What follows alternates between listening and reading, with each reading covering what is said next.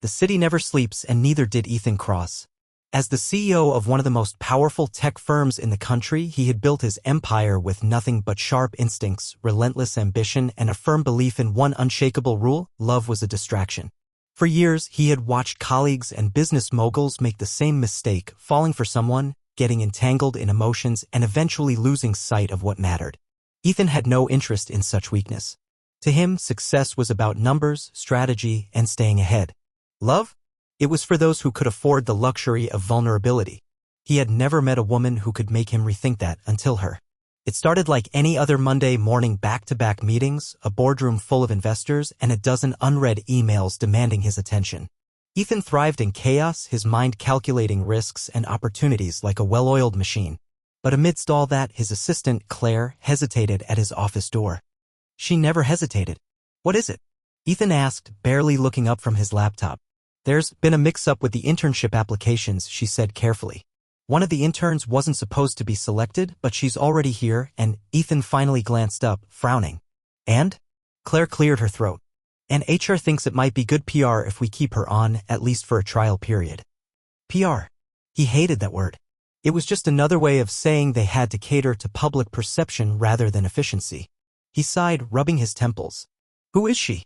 As if on cue, the office door creaked open slightly, and a voice, soft yet filled with unexpected confidence, spoke up. "I'm sorry, sir. I can come back later if this is a bad time." Ethan turned his head, and that was the first time he saw Ivy Lane. She wasn't what he expected. Not by a long shot. Most interns who stepped into his office were polished, overprepared, and borderline desperate to impress him. But Ivy? She stood there in an ill-fitted business blazer, clutching a notebook so tightly her knuckles turned white. Her long, wavy brown hair was slightly messy, as if she had rushed to be on time. And her deep green eyes, he noticed them immediately, held a flicker of defiance. She didn't look like she belonged here. And yet, she didn't look afraid either. Ethan studied her for a moment, his sharp gaze scanning for weakness. She met his stare but shifted uncomfortably under the weight of it. "You weren't supposed to be here," he said plainly, expecting her to shrink back or stammer an apology. Instead, she straightened her shoulders. "I know. There was a mistake. But I promise you, if you give me a chance, I won't waste it." Ethan arched a brow, intrigued by the way her voice didn't waver. Most people feared disappointing him. She feared being dismissed. Claire cleared her throat, attempting to ease the tension in the room. "Sir, we can always find—" Ethan cut her off, still watching Ivy. "1 week. You either prove yourself or you're gone." Ivy nodded, not even blinking. "That's all I need." Ethan leaned back in his chair, already regretting the decision. She had no idea what she was walking into. Over the next few days, Ethan barely noticed Ivy. Or at least, he told himself that. She was quiet, always buried in work, and far too independent to ask for help. While other interns fawned over networking opportunities, Ivy stayed in the background, working twice as hard. There was something oddly refreshing about it. One evening, long after the office had emptied, Ethan found himself walking past the intern's workspace on his way out. Most desks were abandoned, but one dim light remained on. "Ivy." She sat hunched over stacks of reports, furiously typing notes, completely unaware of her surroundings. Her blazer was draped over the back of her chair, her sleeves rolled up as she chewed on the tip of her pen, lost in concentration. Ethan leaned against the doorway, arms crossed. "You do realize interns don't get overtime pay, right?" She nearly jumped, spinning around. "Oh. I didn't realize it was this late." He smirked. "Clearly." She rubbed her forehead. "I just wanted to get ahead. I know I only have a week to prove myself." Ethan studied her again, the same way he had on the first day. She wasn't trying to impress him with empty words. She was actually trying. He could respect that. "You're wasting your time," he said, though there was no cruelty in his tone. "This company eats people alive. Most interns barely last a month." Ivy met his gaze, something unreadable flickering in her eyes. "Then it's a good thing I'm not like most interns." Ethan should have walked away.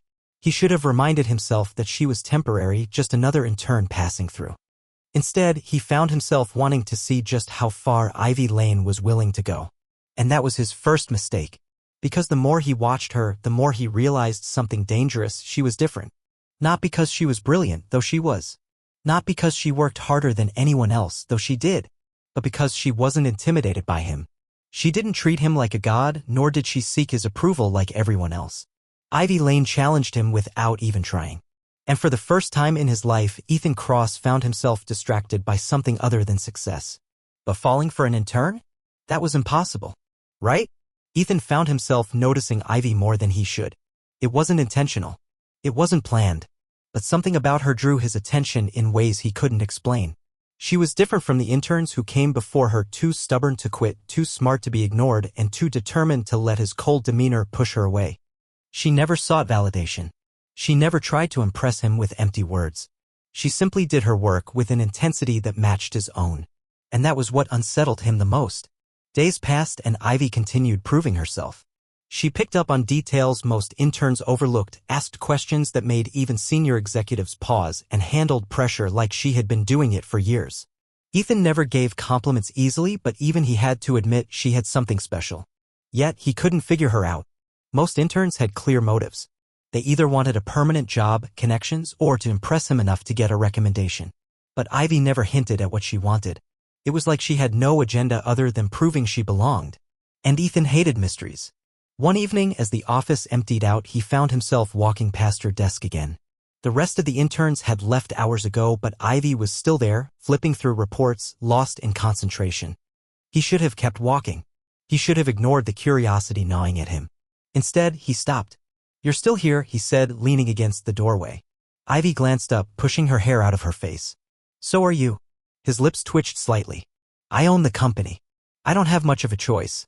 She smirked, scribbling something in her notebook. "Then I guess that makes two of us." Ethan watched her for a moment, trying to understand her. There was something in her eyes, something unreadable. "You always this ambitious?" he asked. Ivy exhaled, tapping her pen against the desk. "I just don't believe in wasting opportunities. Not everyone gets a second chance." There was something in the way she said it, something heavy, as if she was speaking from experience. Ethan had built his empire on instincts, and his instincts told him that Ivy Lane was hiding something. "Is that why you're here?" he asked, his voice quieter. "Because this is your second chance?" She hesitated just for a second, but he caught it. Something like that. Ethan could have pressed her. He could have asked more, pushed her to give him an answer. But he didn't. Instead, he simply nodded. "Don't work yourself to death," he said before walking away. But even as he left, Ivy's words stayed with him. The next morning, Claire handed him a folder as he walked into his office. "Thought you might want this," she said, lowering her voice. Ethan frowned, flipping it open. It was Ivy's file. Her internship application, her background, her academic records. He scanned through it quickly, but something didn't sit right with him. Her academic performance was outstanding, yet she had barely any professional experience before this. No internships, no networking events, nothing. It didn't make sense. Someone as sharp as Ivy should have had a resume full of opportunities. So why didn't she? Ethan closed the file, leaning back in his chair. His gut told him there was more to Ivy than what was on paper. And if there was one thing he hated, it was unanswered questions. Later that day, during a meeting, Ethan caught himself watching Ivy again. She sat across the room, listening intently, taking notes, completely unaware of the attention she had drawn. When the meeting ended, she gathered her things quickly, as if trying to leave unnoticed. But Ethan was faster. "Ivy," he called out before she could slip away. She turned, eyes wary. "Yes, sir? Walk with me." She hesitated, then nodded, following him down the hallway. He didn't speak at first, letting the silence stretch between them as they walked toward the rooftop balcony. Once they stepped outside, Ethan leaned against the railing, looking out over the city. "You're good at what you do," he said finally. "Too good for someone without any experience." Ivy stiffened slightly. "I appreciate that, sir. But that's not what I asked," Ethan continued, turning to face her. "I want to know why." She met his gaze, her expression unreadable. "Why what?" "Why someone as smart as you has no past in this industry," he said. "Why someone with your skills isn't already working at the top firms. Why your records are perfect, yet somehow you slip through the cracks." Ivy's jaw tightened. "Is this an interrogation?" Ethan smirked slightly. "Call it curiosity." She exhaled, gripping the railing. "Not everyone gets an easy path, Mr. Cross." That was the first time she had ever called him by his full name. Usually it was just sir. Ethan tilted his head. "You think I had it easy?" Ivy shook her head. "No. But you had opportunities. You built something from nothing, and that's impressive. But some of us, we don't even get the chance to start." There was something raw in her voice, something unspoken. Ethan studied her for a long moment before nodding. "Fair enough." She blinked, as if surprised that he wasn't going to push further. "But you should know something, Ivy," he added. "I don't believe in luck. If you're here, it's because you earned it. And if there's something in your past you don't want to talk about, that's your choice. But just know, I don't miss details. And I don't forget them either. Ivy swallowed, nodding slowly. Understood. Ethan watched her walk away, his mind still turning. He should have let it go. He should have focused on his work, on the company, on anything other than Ivy Lane. But he couldn't. Because for the first time in years, he had found something he couldn't predict. And Ethan Cross never ignored a mystery. Ethan had always trusted his instincts, and right now they were telling him one thing: Ivy Lane was more than she seemed. He didn't know why he cared. She was just an intern. A temporary presence in his life, someone who would be gone in a few months, maybe sooner. But that didn't stop the questions from creeping into his mind. She was sharp, quick-witted, and worked harder than anyone else in the program. Yet, she had no history in the corporate world. No previous internships, no networking connections. Nothing that explained how someone with her skills had remained invisible for so long. And then there was the way she carried herself. She wasn't intimidated by him, but she wasn't trying to impress him either. She stayed out of office politics, avoided unnecessary conversations, and only spoke when it mattered. It was almost as if she was keeping her distance on purpose.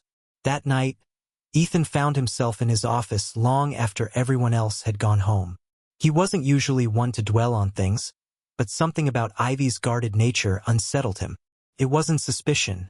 She had done nothing wrong. It was something else, something unspoken. With a sigh, he leaned back in his chair, running a hand through his hair. He needed to stop thinking about this, about her. But the next morning, she gave him another reason not to. The office was buzzing with the usual Monday chaos. Phones ringing, assistants running back and forth, employees scrambling to meet deadlines. Ethan was in a meeting when Claire slipped into the conference room, her face unreadable. "Sir, we have a situation," she said quietly, leaning down so only he could hear. Ethan barely glanced at her. "Handle it. It involves Ivy Lane," Claire added, and just like that, he was paying attention. Ethan didn't react immediately, but something inside him tensed. He turned slightly toward Claire, keeping his voice low. "What happened?" Claire hesitated before handing him a tablet. Ethan took it, glancing at the screen. His stomach tightened. It was an article. Nothing dramatic, nothing scandalous, but enough. The headline read, "From Shadows to the Corporate World, The Unlikely Journey of Ivy Lane." Ethan skimmed through the article, his sharp eyes catching key details. It was about her past, about where she came from, or more accurately, where she had been hiding. She wasn't just some ordinary intern. She had disappeared for 2 years. No work history, no online presence, nothing. And before that, she had been an academic prodigy, one of the top students in her field. Then suddenly gone. No explanation. No records. Just a blank space where her life should have been. Ethan closed the tablet, his jaw tightening. His mind was already working through the possibilities. Was she running from something? Hiding? Had someone sent her here? And why had she never mentioned any of this? By the time the meeting ended, Ethan was already moving. He found Ivy at her desk, completely unaware of the storm about to hit her. She looked up as he approached, her expression neutral. "Sir? Come with me," Ethan said, his voice controlled but firm. Ivy blinked, but she didn't argue. She followed him silently into his office. As soon as the door closed behind them, Ethan turned to face her. "Is there something you'd like to tell me?" he asked, watching her carefully. Ivy's expression didn't change. "I'm not sure what you mean." Ethan placed the tablet on his desk, sliding it toward her. "This article. Your past. The 2 years you disappeared." For the first time, she looked shaken. She didn't pick up the tablet. Didn't even look at it. She just stood there, gripping the back of the chair as if she needed something to steady herself. Ethan narrowed his eyes.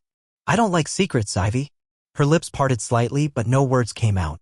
It was the first time he had ever seen her at a loss for what to say. After a moment, she finally spoke. "Did you bring me in here to fire me?" Ethan exhaled sharply. "If I wanted to fire you, you'd already be gone." She hesitated, then finally looked at the article. As she read through it, her hands curled into fists at her sides. "This isn't entirely accurate," she murmured. Ethan folded his arms. "Then correct it." Ivy's jaw tightened. "I left for personal reasons. That's all I'm going to say." Ethan wasn't satisfied with that answer. But he saw something in her eyes. Something unspoken. Something painful. He had spent years in boardrooms, negotiating with billionaires, dismantling competitors. He knew how to read people. And right now, he could see it. Whatever she was hiding, It wasn't something she wanted to talk about. Ethan let the silence stretch between them before finally nodding. Fine. Ivy blinked, looking at him cautiously. Fine.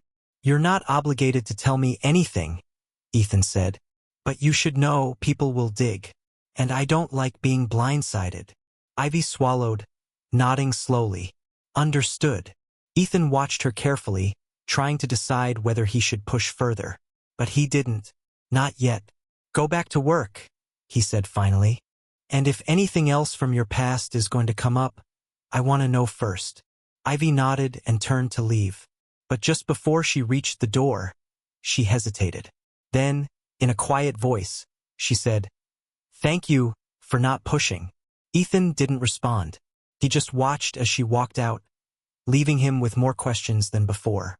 That night, Ethan sat alone in his penthouse, a glass of whiskey in his hand, staring out at the city skyline. He had built his empire on control. He didn't make mistakes. He didn't get distracted. So why was he still thinking about Ivy Lane? And more importantly, why did he care what she was hiding? Ethan wasn't used to distractions, but Ivy Lane had become one. Not because she demanded attention, quite the opposite.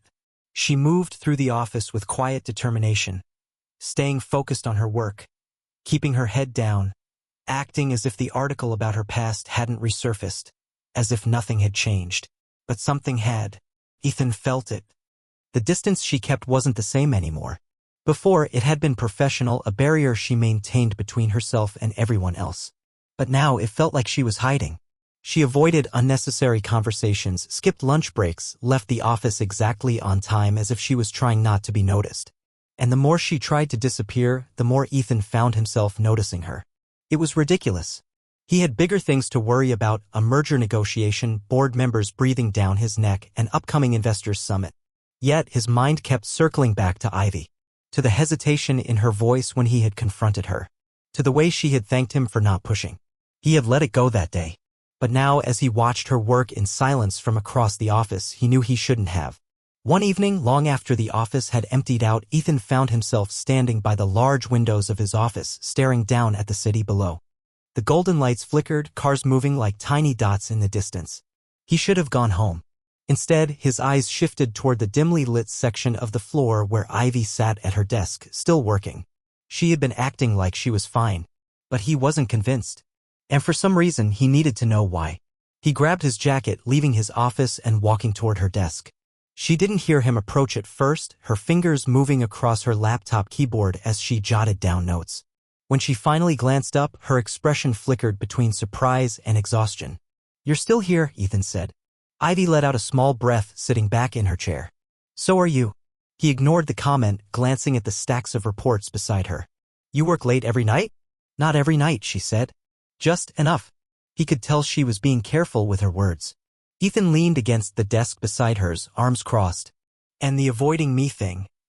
Is that just part of your work ethic too?" Ivy stiffened slightly before looking back at her laptop screen. "I'm not avoiding you, sir.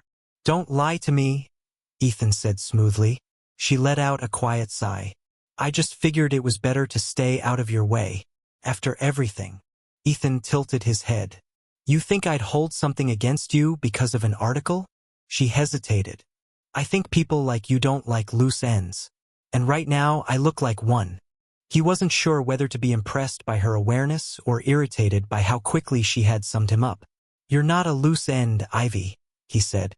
"But you are a mystery." She finally looked at him, her green eyes unreadable. "Then maybe it's best if you stop trying to figure me out." Ethan didn't respond right away. Instead, he studied her carefully. He could see it now, the way her fingers slightly trembled when she gripped her pen, the dark circles under her eyes, the way she kept glancing at the clock like she was always on edge. She wasn't just tired. She was worried. And that only made him more curious. Before he could say anything else, Ivy's phone buzzed on the desk beside her. She glanced at it quickly, and for a split second, Ethan saw something flash across her face. Panic. It was gone just as quickly, but he had caught it. She didn't answer the call. Instead, she flipped the phone over, hiding the screen. Ethan straightened slightly. "Who was that?" Ivy's expression turned guarded. "No one important." It was a lie. A bad one. And Ethan Cross didn't believe in coincidences. Ivy, he said, his voice quieter, firmer. Who's calling you this late? She hesitated as if debating whether to answer. Then she forced a small smile. I appreciate your concern, sir, but I can handle myself. She started gathering her things, clearly trying to end the conversation, but Ethan wasn't ready to drop it. Is someone bothering you? He asked. Ivy didn't look at him. It's just a personal issue. It won't interfere with my work. That's not what I asked, Ethan said. She exhaled slowly, gripping her bag. I really need to go. Ethan didn't stop her. He just watched as she hurried out of the office, walking a little too fast, checking over her shoulder as she disappeared down the hall. Something was wrong. And for the first time in his life, Ethan wasn't sure if he was going to let it go. The next morning, Ivy wasn't in the office. Claire informed him that she had called in sick, but Ethan knew better. Ivy wasn't sick. She was running from something. And Ethan wasn't the type to ignore unfinished business. Ethan sat in his office, staring at the empty desk across the room where Ivy should have been. The morning felt off without her presence. She had become a constant, one he hadn't even realized he relied on until now. His gut told him something was wrong. The way she had rushed out last night, the way she had looked over her shoulder like someone was following her. And now she was suddenly sick. It didn't add up. Ethan wasn't the type to chase people, but he also wasn't the type to ignore a problem staring him in the face. And Ivy Lane had become a problem he couldn't shake. He tapped his fingers against his desk, considering his options. Then, without another thought, he picked up his phone and dialed Claire. Find out where Ivy lives, he said the second she answered. Claire hesitated. Sir? You heard me. There was a brief pause. Then, a resigned sigh. Give me a few minutes. Ethan hung up, pushing back from his desk. This was ridiculous. She was just an intern. A temporary employee. But logic didn't stop the gnawing feeling in his chest, the one telling him that if he didn't act now, he'd regret it. 15 minutes later, Claire sent him an address. It wasn't what he expected. She didn't live in some downtown apartment like most young professionals. No, Ivy lived on the outskirts of the city in a quiet neighborhood that didn't match the ambition she carried in the office. It was like she had purposely chosen somewhere no one would look for her. Ethan didn't waste time. He grabbed his keys and left. The drive was long, and with each mile, his frustration grew. He shouldn't be doing this. He didn't chase after people. But he knew deep down this wasn't about work anymore. By the time he reached the address, the sun was beginning to set, casting long shadows across the street. He parked his car and stepped out, taking in the small, modest apartment complex. It was quiet. Too quiet. Ethan made his way to her door, pausing before knocking. He wasn't sure what he expected, maybe for her to answer with an annoyed expression, questioning why he was here. But that wasn't what happened. Because the door was already open. A sliver of darkness stretched inside, the lock broken, hanging loose from the frame. Ethan's entire body tensed. Something was wrong. Without thinking, he pushed the door open wider and stepped inside. The air was thick, the room dimly lit by a single lamp knocked over on the floor. Papers were scattered everywhere. A chair was tipped over. It looked like someone had left in a hurry or been forced to. Then he saw it. Ivy's phone, lying on the ground, screen cracked. Ethan picked it up, his pulse spiking. She wouldn't have left this behind. Not unless she had no choice. He turned, scanning the room for any sign of her. His heart pounded in a way it never had before. This wasn't a game. This wasn't just curiosity anymore. Ivy was in trouble. A noise outside made him freeze. Footsteps. Someone was approaching. Ethan stepped back into the shadows, pressing himself against the wall just as a figure moved past the doorway. A man. He was tall, dressed in dark clothing, his movements careful, calculated. He looked around, as if checking for something or someone. Ethan's jaw clenched. Who the hell was this? The man pulled out a phone, dialing quickly. She's gone, he muttered into the receiver. We missed her. Ethan's hands curled into fists. A pause. Then the man nodded. Understood. Without another word, he turned and disappeared down the hall. Ethan waited, making sure he was alone before stepping out of the shadows. His mind was already racing. Ivy had run. But from who? And why? He looked down at the cracked phone in his hand, his grip tightening. Whatever she was caught up in, she wasn't facing it alone anymore. Because now Ethan was involved. Ethan stood in the dimly lit apartment, Ivy's cracked phone still clutched in his hand. His mind was working faster than it ever had in a boardroom negotiation, but this wasn't business, this was something else. Something personal. Something he had no control over. She was gone. The thought settled in his chest like a weight. He didn't know where, he didn't know why, but he knew one thing for certain: Ivy hadn't just left. She was running. And whoever that man on the phone had been, he was looking for her too. Ethan had spent years making decisions based on logic. Risk versus reward. Profit versus loss. But this wasn't logical at all. He should have walked away, gone back to his life, let Ivy handle her own problems. But he couldn't. Because Ivy wasn't just another employee to him anymore. He stepped outside, his sharp eyes scanning the street. The man was gone, but his car was still there, a black sedan, parked too neatly across the street, waiting. Ethan didn't hesitate. He pulled out his own phone and made a call. "Trace a number for me," he said the second his contact picked up. There was a pause. "Whose?" Ethan looked at Ivy's phone. The last missed call flashed on the screen, an unknown number.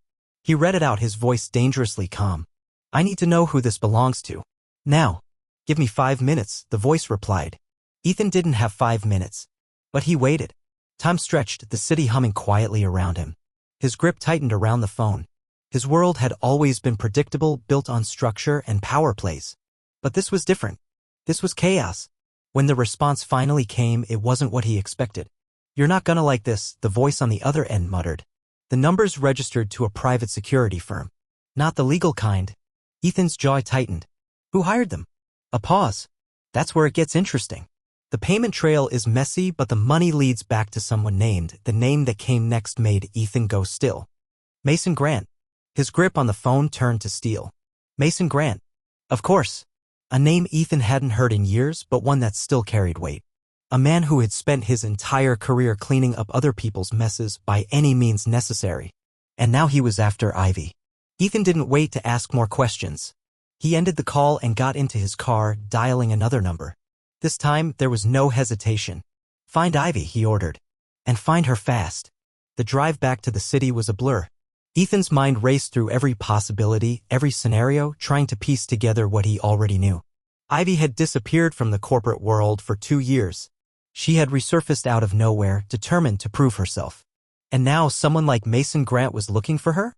This wasn't a coincidence. He had spent years trusting his instincts, and they were telling him one thing: Ivy wasn't running from something. She was running from someone. And now, whoever that was, they had caught up to her. By the time Ethan's team tracked her location, the sun had set. She wasn't at her apartment. She wasn't at any hotel or safe house he could think of. She was at the last place he expected. His company's rooftop. The moment Ethan stepped off the elevator, he saw her. Ivy stood near the edge, arms wrapped around herself, staring out at the city lights below. She didn't turn when she heard him, didn't flinch at the sound of his footsteps. "You always this dramatic?" Ethan asked, his voice quieter than usual. A small, breathless laugh escaped her. "I guess we all have our moments." Ethan walked closer, stopping just a few feet away. He could see the exhaustion in her posture, the tension in her shoulders. "They found you," he said. It wasn't a question. She nodded. "Yeah." He exhaled slowly, watching her carefully. "Are you going to tell me why?" For the longest time, she didn't answer. Then, finally, she turned to him. "My real name isn't Ivy Lane." Ethan didn't react, though something inside him shifted. He had suspected as much. She let out a breath. 2 years ago, I testified against someone powerful. Someone who didn't like being exposed." Ethan's mind clicked the pieces into place. "Mason Grant works for them." "Yes," she admitted. "I thought I was safe. I thought if I changed my name, disappeared, started over, they'd let it go. But I was wrong." Ethan stared at her for a long moment, his expression unreadable. "Why didn't you tell me?" Ivy hesitated. "Because you're Ethan Cross. The last thing I wanted was to drag you into my mess." He let out a quiet laugh, though there was no amusement in it. "Too late for that, don't you think?" She looked away, gripping the railing. "I didn't mean for this to happen. I just wanted a chance to be normal again." Ethan studied her, his mind racing through every possible move. He could call security, lock the building down, arrange for protection. But that wasn't enough. This wasn't just about keeping her safe. This was about ending it. "You have 2 options," he said finally. "You can keep running, keep hiding, keep hoping they won't find you." Ivy's fingers tightened on the railing. "Or," Ethan continued, stepping closer, "you let me handle it." She turned sharply. "Ethan, I don't lose," he interrupted. "Not in business, not in negotiations, and definitely not when someone tries to take something that belongs to me." The words hung in the air, heavy and unspoken. Something flashed in Ivy's eyes, a mix of disbelief, hope, and something else entirely. She swallowed hard. And what happens if I say yes? Ethan's jaw tightened. Then you stop running. A beat of silence. Then a gunshot rang out in the distance. Ethan's entire body tensed, instincts kicking in. He grabbed Ivy, pulling her down just as another shot cracked through the air, shattering glass behind them.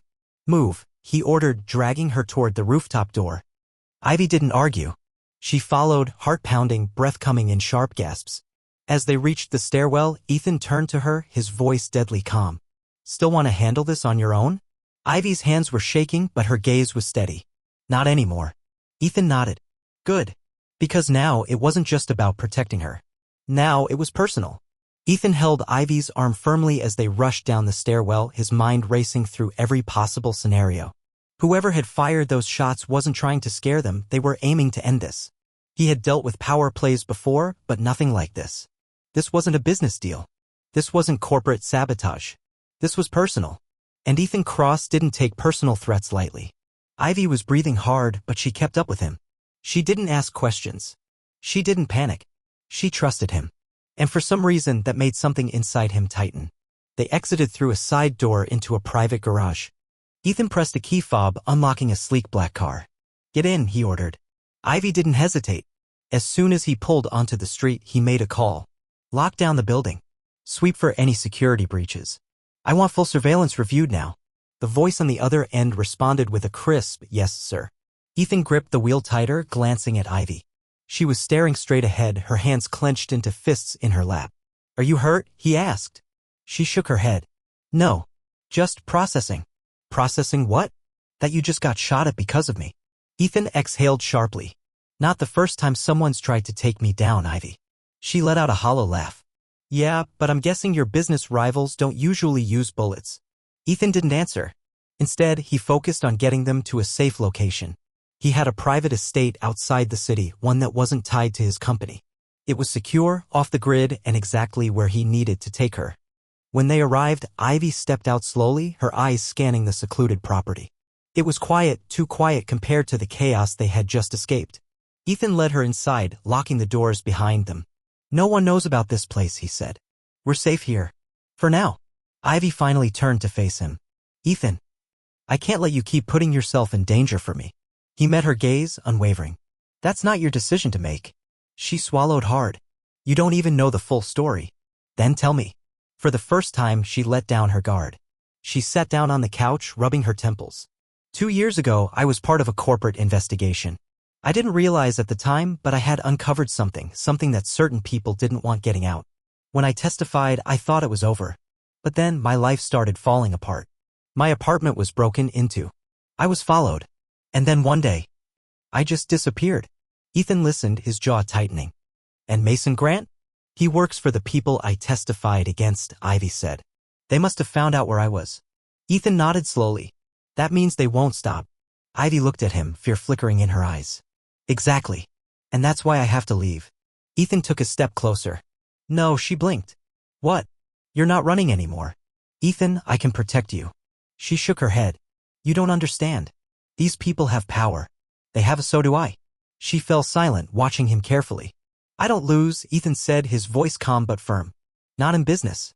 Not in life. And I'm sure as hell not going to lose you. Ivy's breath caught slightly, but she didn't look away. Ethan pulled out his phone and made another call. Get me everything you can on Mason Grant. I want to know who he's working for, what leverage we have, and how to make this disappear. Ivy stared at him in disbelief. You're going to fight them? I'm going to end this. The next few days were a blur. Ethan moved fast. Faster than Ivy had expected. Within 48 hours, his team had dug up everything on the people chasing her. Financial records, hidden transactions, illegal dealings, it was all there. And just like that, the power shifted. Ethan arranged a meeting. Not in secret. Not in hiding. He made them come to him. When he and Ivy walked into the high-rise conference room, Mason Grant was already there, along with 2 men in expensive suits. Their expressions were unreadable, but Ethan wasn't concerned. He took a seat across from them, his presence commanding, unreadable. Let's cut to the point, he said. You've been looking for Ivy Lane. Now you're looking at me. One of the men leaned forward. Mr. Cross, I'm not sure if you realize. I realize everything. Ethan interrupted smoothly. I know exactly what you've done. I know the crimes you've covered up. And I know that if any of this information were to get out, your entire empire would burn. The room went dead silent. Mason's jaw tightened. What do you want? Ethan leaned back. Simple. You leave Ivy alone. You walk away. And in return, I make sure this information never sees the light of day. One of the men let out a short laugh. And if we don't? Ethan smiled, but it wasn't friendly. Then you'll find out exactly how much power I have. A heavy pause. Then finally, the men exchanged a look. Fine, Mason said. She's off limits. Ethan nodded. Good choice. He stood, motioning for Ivy to follow. She hesitated for just a second, as if not believing it was really over. But when she met Ethan's gaze, something in her settled. She walked out of that room knowing she was free. Later that night, back at Ethan's estate, Ivy sat on the balcony staring at the night sky. The weight that had been crushing her for 2 years was finally gone. Ethan stepped outside, handing her a drink. You okay? She took a slow breath. Yeah, I think I actually am. He studied her for a moment. What happens now? Ivy turned to him, a small smile playing at her lips. I guess that depends on you. Ethan smirked. I'm not going anywhere. For the first time, she believed him. And for the first time, Ethan Cross had something more important than power. He had her.